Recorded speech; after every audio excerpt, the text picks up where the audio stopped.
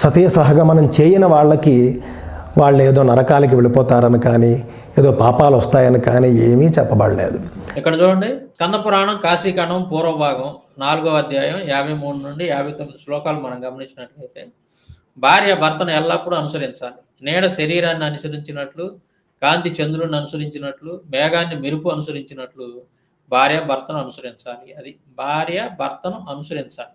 ఎట్లా ఒకవేళ భర్త కనుక చనిపోతే భర్తతో పాటు నువ్వు కూడా వెళ్ళిపోవాలి, ఉండకూడదు, నువ్వు విడిగా ఉండకూడదు. అది దీని అర్థం. చూశారు కదా, చాలా స్పష్టంగా కూడా గ్రంథాల్లో అడుగడుగున సతీ సహగమనాన్ని ప్రోత్సహిస్తూ ఉన్నాయి. ఇది మనువాద ధర్మం అని చెప్పేసి నేను రాసినటువంటి ఈ పుస్తకంలో రెండు వాల్యూమ్స్ రాశాను.